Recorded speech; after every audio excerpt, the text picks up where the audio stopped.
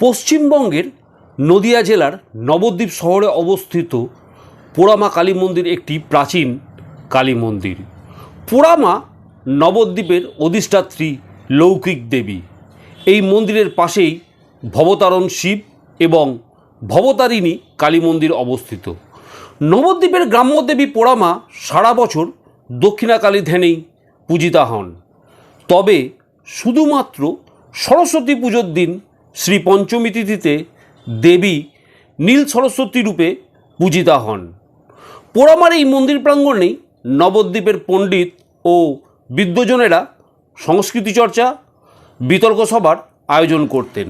দেবী পোড়ামার ইতিহাস সম্পর্কে জানা যায় যে পঞ্চদশ শতাব্দীতে বৃহদ্রথ নামে এক সিদ্ধ সন্ন্যাসী ও তন্ত্রসাধক নবদ্বীপে বাস করছিলেন। সেই সময় নবদ্বীপের বিস্তীর্ণ অঞ্চল ছিল জঙ্গলে কীর্ণ। বৃহদ্রথ সেই জঙ্গল বা বনের মধ্যে দেবী কালীর ঘট স্থাপন করেন। সেই সময় নবদ্বীপের অত্যন্ত নামী পণ্ডিত ছিলেন বাসুদেব সার্বভৌম। তার ঠাকুরদা ছিলেন বৃহদ্রথর মন্ত্রশিষ্য। বৃহদ্রথর মৃত্যুর পর ওই ঘট পূজার দায়িত্ব পান বাসুদেব সার্বভৌম। তিনি ঘটটি নিয়ে এসে নবদ্বীপ শহরে এক গাছের তলায় তা স্থাপন করেন। কোনো এক সময় বটগাছটি অগ্নিদগ্ধ হলে এই কালীমা পোড়ামা বা বিদগ্ধ জননী নামে জনপ্রিয় হন। অন্য মতে বাসুদেব সার্বভৌমের বহু পূর্বে জনৈক রামভদ্র সিদ্ধান্ত বাগীশ কুসুমাঞ্জলি গ্রন্থের রামভদ্রী টিকাকার দক্ষিণাকালীর সাধক ছিলেন। গোপাল মন্ত্রে সিদ্ধ অন্য এক পণ্ডিতের সঙ্গে তার শাস্ত্রীয় বিচার হয়। পরাজিত ব্যক্তি বিজয়ীর মন্ত্রশিষ্য হবেন, এই উভয়েই এই প্রতিজ্ঞাবদ্ধ ছিলেন। সিদ্ধান্ত বাগীশ পরাজিত হয়ে প্রতিজ্ঞা মতো তার ইষ্টমন্ত্র ত্যাগ করতে উদ্যত হলে ভয়ানক অগ্নিকাণ্ডে তার ইটের বাড়ি ভস্মীভূত হতে থাকে এবং মন্দিরের মধ্যে দেবীর করাল মূর্তি তার দর্শনগোচর হয়। দেবীর কোলে গোপাল উপবিষ্ট। মন্ত্রশোধিত জল ছিটিয়ে আগুন নিভালেও সাধক নিজে বেঁচে যান এবং তার মন্দিরে দুখানি মাত্র ইট অবশিষ্ট থাকে। এই ইট দুখান আজও পোড়ামার আধার হয়ে রয়েছে এবং তার উপরই ঘট স্থাপন করে পুজো হয়। ঐতিহাসিক ভোলানাথচন্দ্র 1845 খ্রিস্টাব্দে পোড়ামাতলার বটগাছটিকে 100 বছরের প্রাচীন বলে উল্লেখ করেছিলেন। 1804 খ্রিস্টাব্দে মহারাজ কৃষ্ণচন্দ্রের পুত্র গিরিশচন্দ্র দেবী বিগ্রহ প্রতিষ্ঠা করেন। কোষ্ঠী পাথরে নির্মিত কালী বিগ্রহ আসন করে শায়িত শিবের ওপর উপবিষ্টা।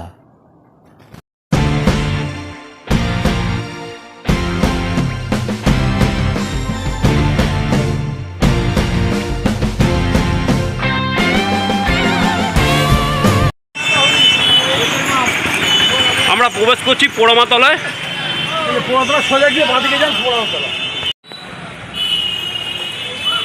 আমরা পেয়ে গেছি এক দাদাকে, দাদাই নিয়ে যাচ্ছেন। বাজারের ভেতর দিয়ে যেতে হচ্ছে। কোনো অসুবিধা নেই, এটা মন্দির, এখানে পুজোর ছবি, সেলফি তুলবেন না। না না, সেলফি না, পুজো নিয়ে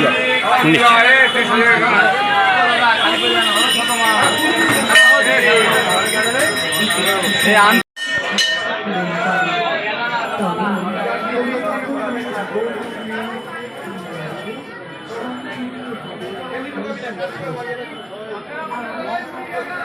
অনেকে মানত করে ইট বেঁধে দিয়ে গেছেন। প্রচুর দর্শনার্থী আসেন মায়ের কাছে। বট গাছের ভেতর অবস্থান করেন মা।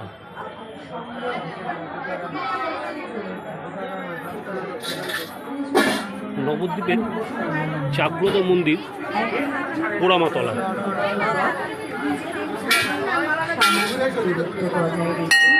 মাস্ক পরে, হাত ভালো করে স্যানিটাইজ করে, স্বাস্থ্যবিধি মেনে মন্দিরে প্রবেশ করুন এবং পুজো অর্জন করুন। আপনার সচেতনতাই আগামী দিনে এক সুস্থ। পোড়ামা মন্দির পাশেই আছে বাবা মহাদেব, বিরাট সাইজ।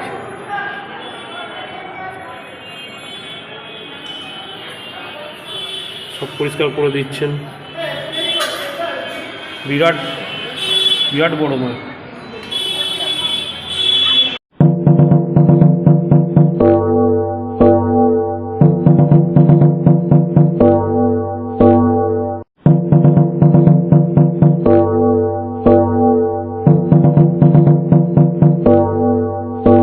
মন্দিরের ইতিহাস একটু আমাদেরকে বলো। পোড়ামা এতে হচ্ছে উনি বিদত্ত জননী পোড়ামা নীল সরস্বতী।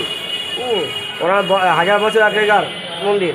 তা ওটা হচ্ছে পড়ুয়াদের মা, ওটা হচ্ছে পড়ুয়াদের মা। আগেকার দিনে পণ্ডিতরা ওখানে পড়াশোনা করতেন, তা ওটাকে বলা হতো টোল ছিল নাকি? হ্যাঁ, সমস্ত চলছিল, টোল থেকে ওটা সমস্ত চলছিল, ওটা বলা হতো পড়ুয়াদের মা। পড়ুয়াদের মাটা এখন চলতে ভাষা বলা হয় পোড়ামা। পোড়ামা দক্ষিণাকালী। এই হচ্ছে প্রায় 1000 বছর আগে।